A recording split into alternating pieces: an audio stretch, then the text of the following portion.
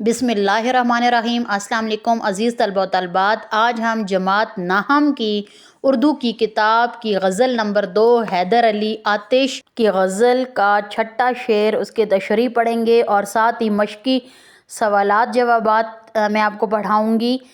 तो आगाज़ करते हैं। यूँ मुद्दई हसद से ना दे दाद तो ना दे, आतिश गज़ल ये तूने कही आशिकाना क्या। हवाला शेर लिखेंगे, उसके बाद आप अल्फाज मानी लिखेंगे। अल्फाज मानी मैंने लिख दिए हैं।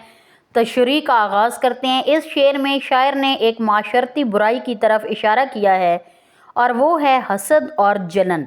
ये एक ऐसी ख़तरनाक बुराई है कि कुरान मजीद में भी हसद करने वाले के शर से पनाह मांगी गई है।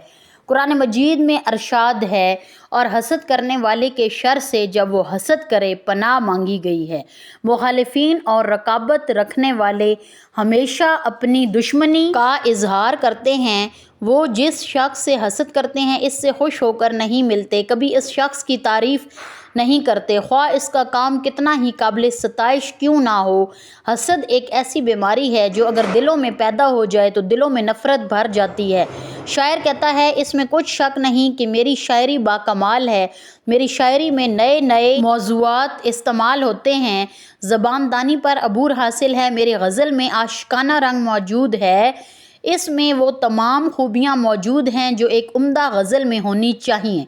इसके बावजूद अगर कोई दाद तारीफ़ नहीं देता या तारीफ़ नहीं करता तो तारीफ़ी कलमात नहीं कहता तो ये इसकी कीना परवरी है, यानी हसद है, जलन है। गज़ल के मशकी सवालात जवाब। सवाल नंबर 1, ज़ेरे ज़मीं से जो गुल भी आता है वो ज़र बकफ़ क्यों होता है। ज़र बकफ़ गुल, ज़ेरे ज़मीं से जो भी गुल आता है वो ज़र बकफ़ इसलिए होता है क्योंकि इसमें कारून के ख़जाने का रंगो रूप होता है।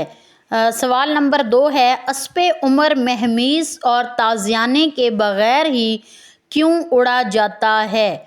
जवाब अस्पे उमर की उड़ान हेडिंग होगी। अस्पे उमर महमीज़ और ताज़ियाने के बग़ैर ही उड़ा चला जाता है क्योंकि वक्त का काम है गुज़रना और गुज़रा चला जाता है।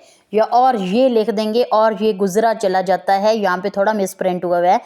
आगे है जीम, तबलो अलम और मुल्को माल किन लोगों के पास होता है। तबलो अलम और मुल्को माल के मालिक हेडिंग होगी। तबलो अलम और मुल्को माल इन लोगों के पास होता है जो साहिब अख्तियार और साहिब इक़्तिदार होते हैं। आगे दाल, हमारा दिल हज़ीं क्यों कमाल बेताब है। दिल के बेताब होने की वजह हेडिंग। शायर का गमगीन दिल इसलिए बेताब और बेकरार है कि रूह को जिस्म से रवाना होना होगा। ये सफ़र एक ना एक दिन ख़त्म होना है। अगला सवाल, शायर गज़ल के मक्ता में किस से गज़ल की दाद पाने का दरख्वास्तगार है।